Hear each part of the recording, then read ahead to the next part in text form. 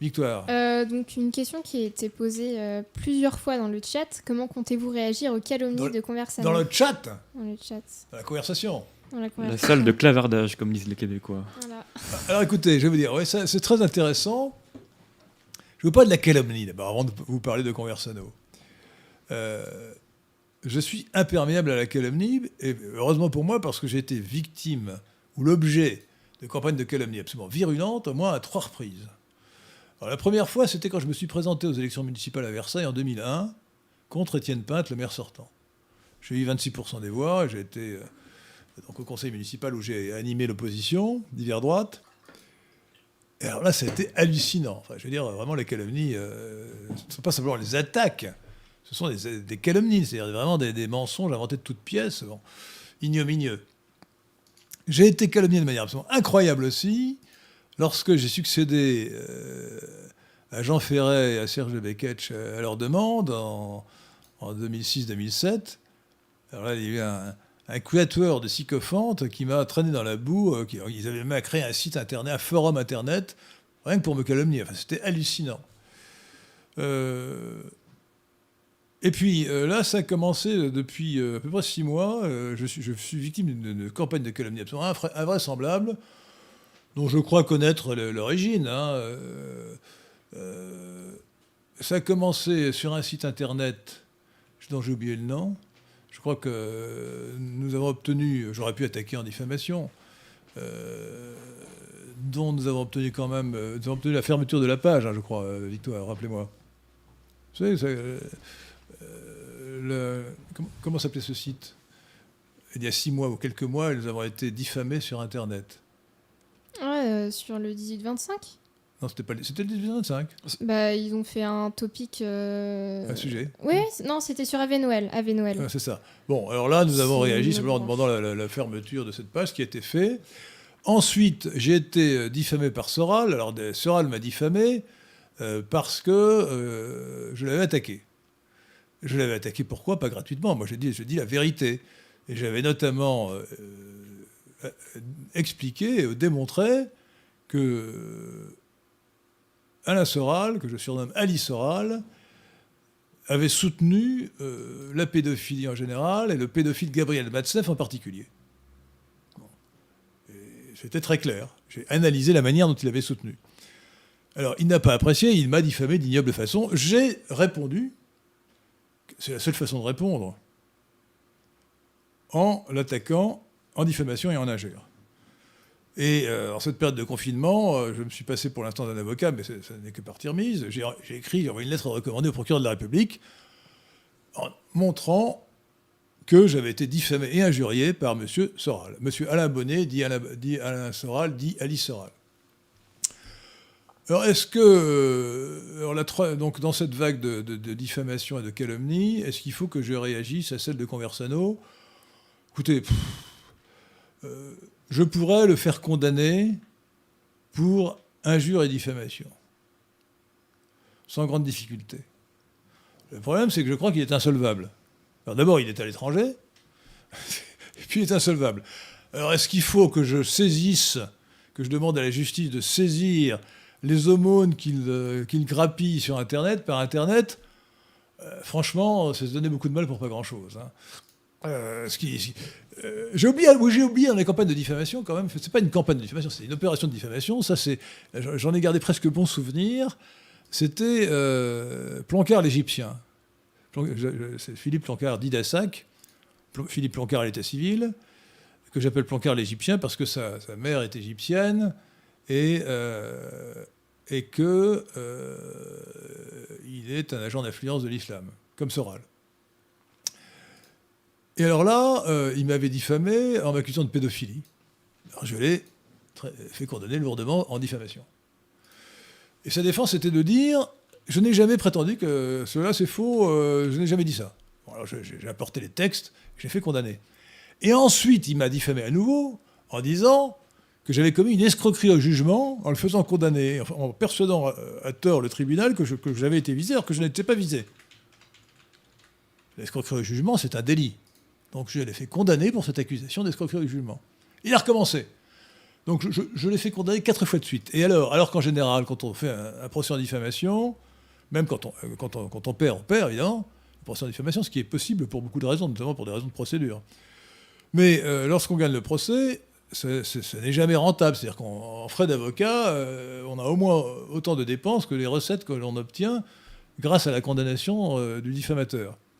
Eh bien, grâce à Philippe Plancard d'Idassac, Plancard l'Égyptien, que je tiens à remercier pour ça, eh bien, c'est un diffamateur rentable.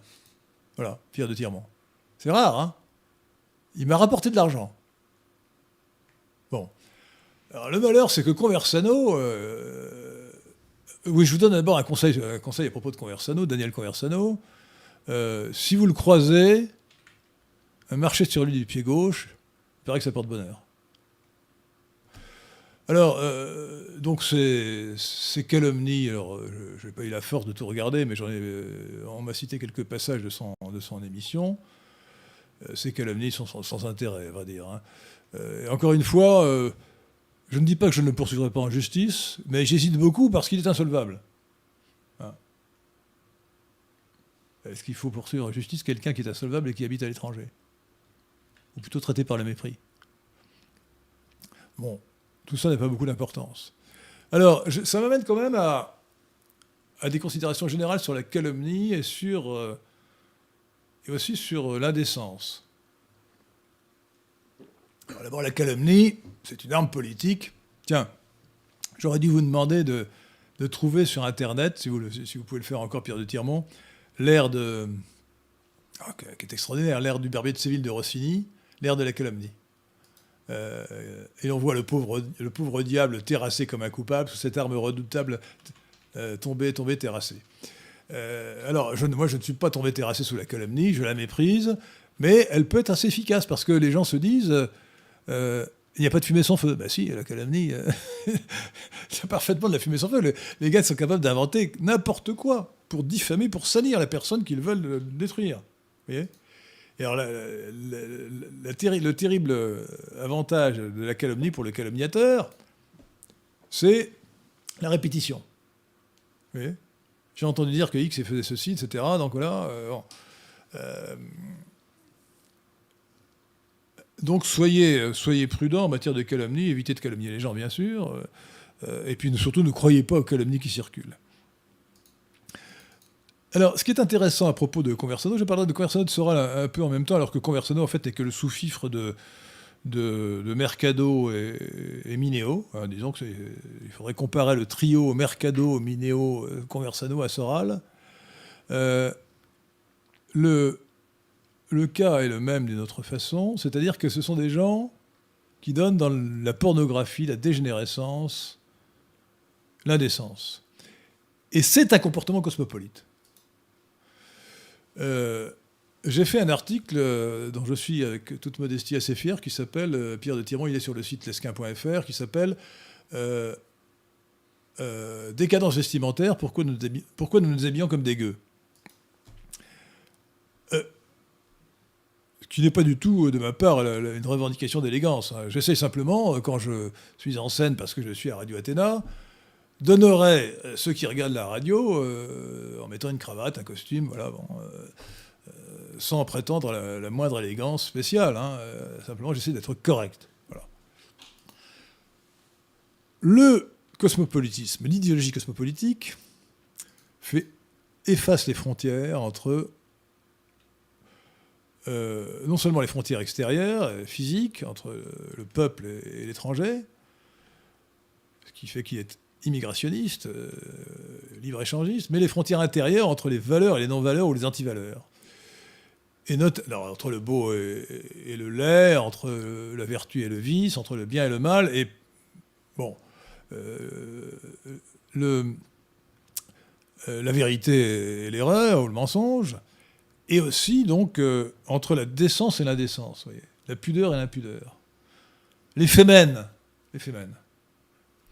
Et entre le sacré et le profane. Les fémènes, lorsqu'elles profanent l'église de la Madeleine, en montrant leurs tétons, eh bien, elles violent deux frontières. C'est-à-dire elles sont impudiques, elles montrent leur sein en public, et en même temps, elles profanent un lieu sacré. Ça, c'est typiquement cosmopolite, vous voyez. C'est un comportement cosmopolite qui met en application, ce sont les travaux pratiques du cosmopolitisme, ça met en application les idées cosmopolites. Eh bien, quand vous avez des gens qui se présentent mensongèrement comme nationalistes, de droite, Alice Soral d'une part, Mercado, Mineo et Conversano d'autre part, qui sont débraillés et qui sont impudiques, je ne peux même pas rapporter les ignominies que Conversano a pu dire. Quant à Solveig Mineo, elle passe son temps à taper sur le christianisme, à prétendre que quand on n'est pas une dégénérée cosmopolite qui se roule dans la débauche, on est soumis à la charia chrétienne, la charia blanche. Bon. On a affaire à un comportement cosmopolite. Ces gens-là sont répugnants. Ce sont, en ce qui concerne donc, le trio Mercado, Mineo, Conversano, ce sont, disons, pour résumer, des dégénérés cosmopolites judéo-serviles qui sont anti-chrétiens, anti-nationaux, et qui sont des agents d'influence au service de l'État d'Israël et qui nous servent le logiciel occidentaliste qui a été conçu à Tel Aviv pour servir les intérêts d'Israël, pour être profitable aux intérêts d'Israël. Donc, oui, on peut dire que Conversano, qui est quand même, il faut dire objectivement un minus, hein, est une ordure cosmopolite. C'est un dégénéré cosmopolite, judéo-servile. Et donc, il n'a aucun intérêt. Aucun intérêt. Il est incapable de développer des idées de manière cohérente et intelligente. Alors, je voudrais non seulement dire du mal de Conversano, j'en ai dit, mais aussi de ceux qui le suivent. Alors je veux bien qu'on suive Conversano de temps à autre par curiosité pour essayer de s'amuser un peu. Mais enfin franchement, les gens qui le suivent sont aussi méprisables que lui. Ils se prosternent aux pieds d'un type qui est un pantin, un histrion grotesque. Voilà. Et en plus prétentieux, c'est un pan, ce type est un pan. Bon. Donc il n'a aucun intérêt. Voilà.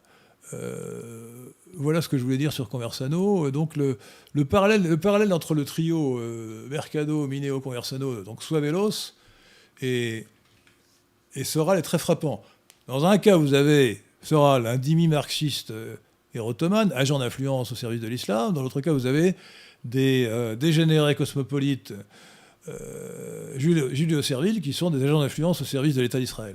Bon. Et qui développent un logiciel frelaté pour subvertir la droite.